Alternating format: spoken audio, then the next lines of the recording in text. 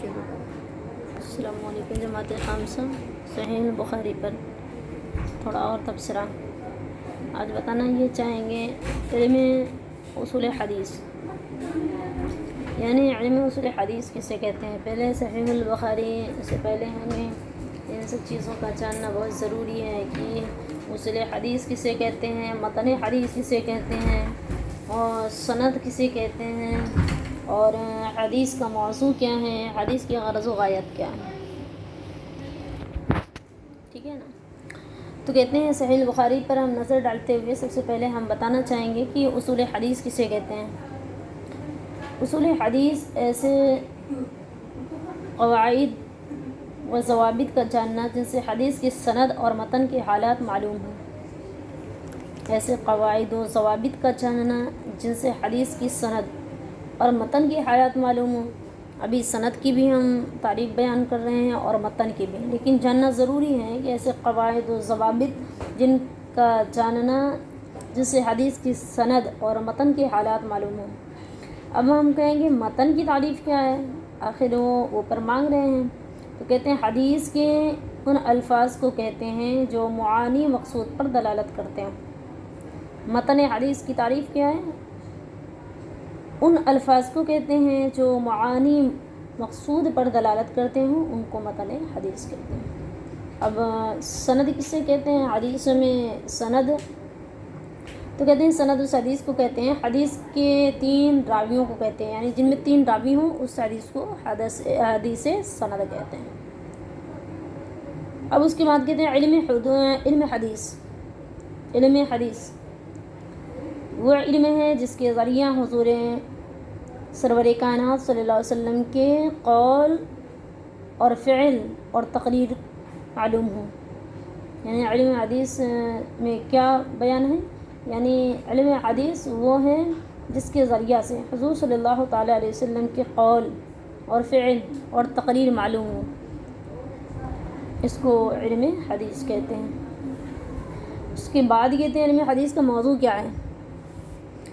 علم حدیث کا موضوع حضور اکرم صلی اللہ علیہ وسلم کی ذات اقدس ہے۔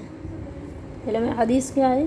حضور علیہ الصلوۃ والسلام کی ذات مقدس ہے، اس لحاظ سے کہ آپ اللہ تبارک و تعالیٰ کے آخری اور سچے رسول ہیں۔ یہ کیا ہے؟ علم حدیث کا موضوع ہے۔ اب اس کے بعد کہتے ہیں علم حدیث کی غرض کیا ہے۔ علم حدیث کی غرض یہ ہے کہ احکام خداوندی پر صحیح طور پر اللہ کی منشا کے مطابق عمل کر کے دارین کی سعادت حاصل کی جائے، اس کو علم حدیث کی غرض کہتے ہیں۔ علم حدیث کی غرض یہ ہے کہ احکام خداوندی پر صحیح طور پر اللہ کی منشا کے مطابق عمل کر کے دارین کی سعادت حاصل کی جائے۔ اب بیان کرتے ہیں حدیث کی تعریف کیا ہے۔ تو حدیث سمجھو کسے کہتے ہیں؟ حضور علیہ الصلوۃ والسلام کے قول اور فعل اور تقریر کو حدیث کہتے ہیں۔ یعنی حدیث کیا ہے؟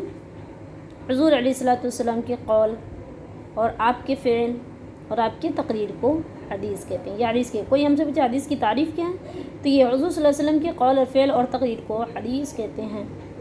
اب کہتے ہیں حضور صلی اللہ علیہ وسلم کے قول، تو یہاں پر اور فعل، تو کہتے ہیں فعل یعنی افعال، یعنی فعل یعنی افعال۔ افعال سے حضور صلی اللہ علیہ وسلم کے وہ امور مراد ہیں جو آپ کی ذات اقدس سے ظاہر ہوئے۔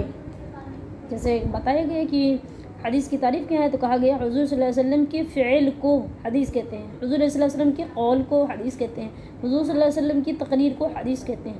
وہی بیان کر رہے ہیں کہ افعال سے مراد کیا ہے، تو کہتے ہیں افعال سے یعنی حضور صلی اللہ علیہ وسلم کے افعال یعنی فعل کو حدیث کہتے ہیں، تو کہتے ہیں حضور صلی اللہ علیہ وسلم کے افعال سے افعال کیا ہے، تو آپ بیان کرتے ہیں وہ امور مراد ہیں جو آپ کی ذات اقدس سے ظاہر ہوئے اور ان کے اتباع کا حکم بھی دیا گیا، اس کو کیا کہتے ہیں؟ حدیث کی تعریف کہتے ہیں۔ لیکن اس میں اختلاف ہے، بعض جمہور صحابہ نے اور تابعی کے قول فعل کو بھی تقریر کہتے ہیں، یعنی بعض جمہور محدثین نے صحابہ اور تابعی کے قول فعل کو اور تقریر کو بھی حدیث کہتے ہیں۔ مسئلہ یہ ہوا کہ حضور صلی اللہ علیہ وسلم کے افعال و اقوال کو حدیث کہتے ہیں، لیکن بعض جمہور محدثین نے بتایا کہ صحابہ اور تابعین کرام کے قول فعل اور تقریر کو بھی حدیث کہتے ہیں۔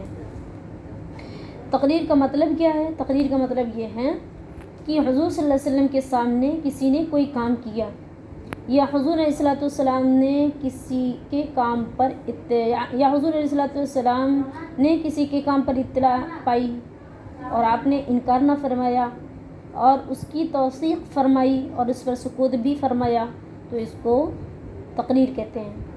ایک مرتبہ پھر سے تقریر کا مطلب کیا ہے، یعنی حضور کے افعال اور اقوال کو حدیث کہتے ہیں، اور تقریر کو بھی۔ تو تقریر کا مطلب کیا ہے؟ تو کہتے ہیں حضور صلی اللہ علیہ وسلم کے سامنے کسی نے کوئی کام کیا یا حضور علیہ الصلوۃ والسلام نے کسی کے کام پر اطلاع پائی اور آپ نے انکار نہ فرمایا، انکار نہ فرما کر اس کی توثیق فرما دی یا اس پر سکوت فرمایا، تو یہ ہے حضور علیہ الصلوۃ والسلام کی تقریر۔